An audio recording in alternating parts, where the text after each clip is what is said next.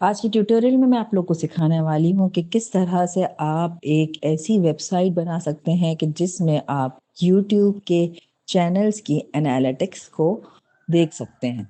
जैसे कि social blade के आप वेबसाइट देखते हैं कि जिसके अंदर आप डिफरेंट चैनल्स के एड्रेसेस को डालते हैं और वहाँ से उनकी रेवेन्यू जनरेट कितना होता है इसको मालूम कर सकते हैं।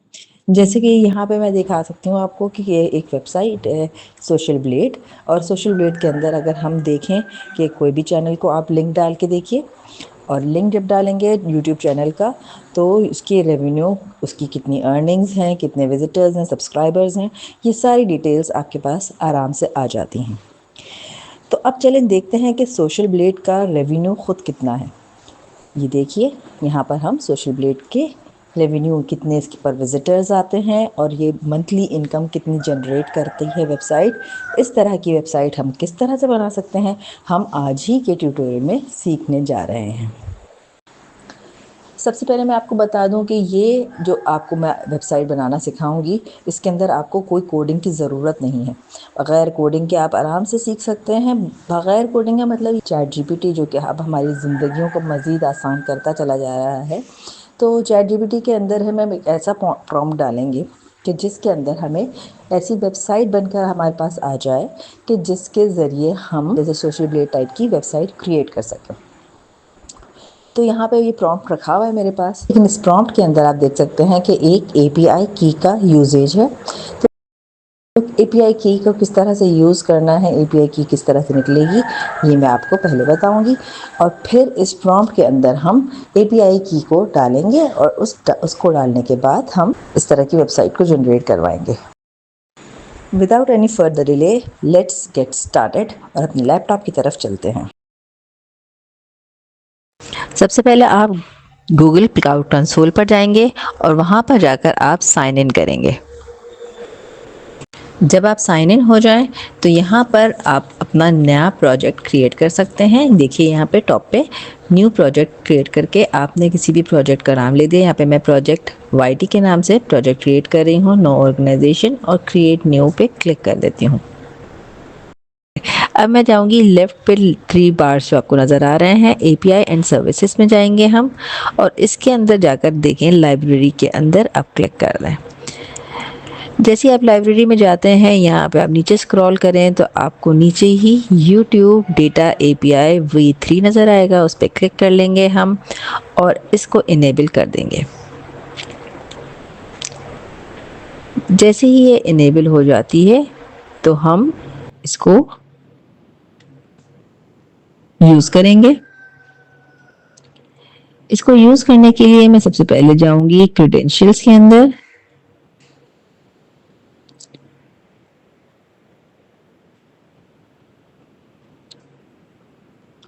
और क्रेडेंशियल्स के अंदर जाने के साथ ही यहाँ पे एपीआई की लिखा हुआ है, मैंने इसको क्लिक किया। की के अंदर मैं जाके देखिए हमारे पास एपीआई की 1 के नाम से पहले से लिखा हुआ आ रहा है, मैंने शो की पे क्लिक किया तो हमें एपीआई की जनरेटेड नज़र आएगी। ये की हम वहाँ पर यूज़ करेंगे जब हम अपने प्रॉम्प्ट को इंसर्ट कर रहे होंगे, और प्रॉम्प्ट जनरेट करने के बाद जब हमारे पास कोड आएगा। तो आप यहाँ पर हमारी पूरी वीडियो को ज़रूर देखिएगा, वीडियो को देखते रहिए, क्योंकि कोई भी स्टेप मिस होगा तो इसमें आपको मसला हो सकता है, और इसमें जो भी एरर्स या प्रॉब्लम्स आई थी वो भी मैं आपको साथ साथ बताती जा रही हूँ। अब हम चैट जीपीटी पे जाएंगे और चैट जीपीटी पे जाकर अपने प्रॉम्प्ट को कॉपी करेंगे, कॉपी करके पेस्ट कर देंगे।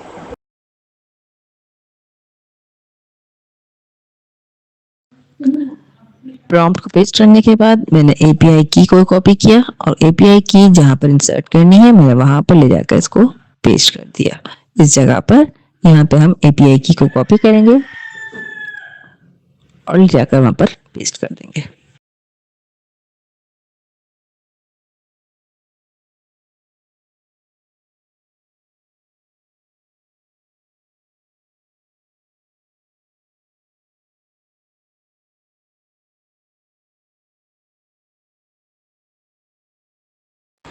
चैट जीपीटी ने कोड जनरेट किया, लेकिन ये कोड फाइल सारी एक साथ एक ही फाइल के अंदर इसने जनरेट कर दी थी।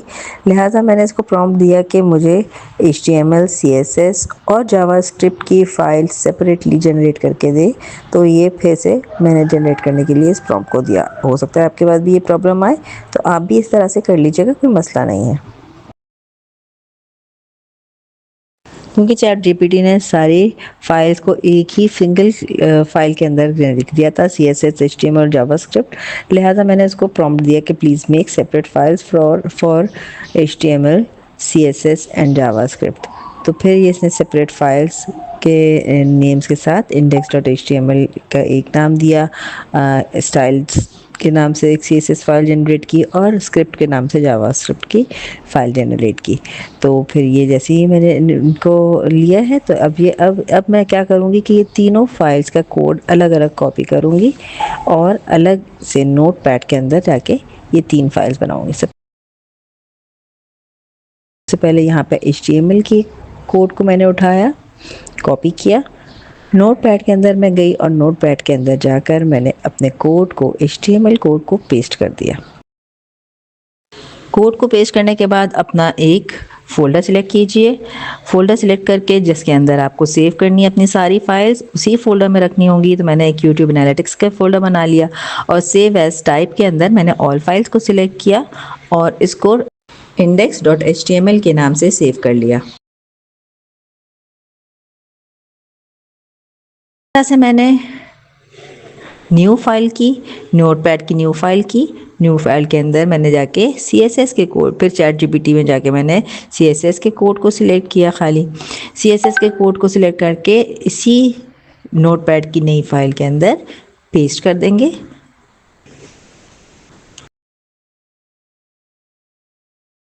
और इसको भी पेस्ट करने के बाद फाइल सेव एज टाइप के अंदर हम ऑल फाइल सेलेक्ट करेंगे और इसमें ऑल फाइल सेलेक्ट करके styles.css के नाम से इसको सेव कर लेंगे।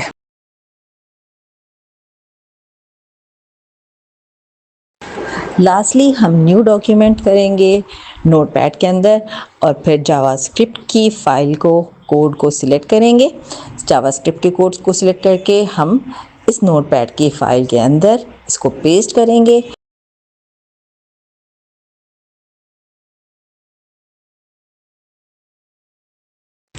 फिर हम फाइल सेव एज करेंगे और सेव एज टाइप के अंदर ऑल फाइल्स को सिलेक्ट करेंगे और फाइल नेम के अंदर javascript.js लिख देंगे। जावास्क्रिप्ट के कोड के अंदर आप देख सकते हैं कि API की का एक ऑप्शन दिया हुआ है, जिसके अंदर हमें अपनी API की डालनी है। तो वो API की जो क्रेडेंशियल्स मैंने आपको दिखाई थी शो की से, उस की को वहाँ से जाके कॉपी करेंगे और उसको लाके यहाँ पर पेस्ट कर देंगे।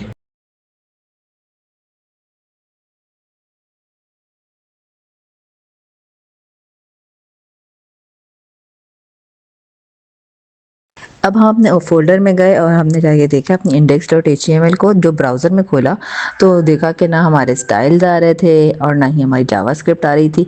तो फिर मुझे जाके कोड में चेक करना पड़ा। तो दोस्तों, आपको भी ज़रा सा ना कोड की नो हाउ होनी चाहिए। HTML के अंदर एक्चुअली क्या हुआ था, हमारे पास HTML में मैंने स्टाइल्स और CSS लिखा था, तो जो CSS के मैंने सेव किया था और वो style.css के नाम से था, जबकि कोड के अंदर वो स्टाइल्स S के साथ था।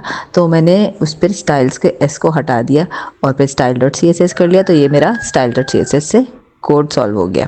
अब यहाँ पे देख सकते हैं कि आपके मेरे पास अच्छी सी स्ट्रक्चर आ गया। लेकिन यहाँ पे index.html को भी ऊपर से मैं हटाऊंगी, जो कि ऐसी एक कोड था डॉक्यूमेंटेशन के लिए था, वो भी मैंने हटा दिया। अब नेक्स्ट जावास्क्रिप्ट को मैंने देखा कि जावास्क्रिप्ट मेरे पास नहीं आ रही है। सी एनालिटिक्स पे मैं क्लिक कर रही हूँ और वो उसका इनेबल नहीं हो रहा क्लिक ना। तो इसके लिए क्या करना था, जावास्क्रिप्ट की फ़ाइल जो थी वो जावास्क्रिप्ट के नाम से सेव थी।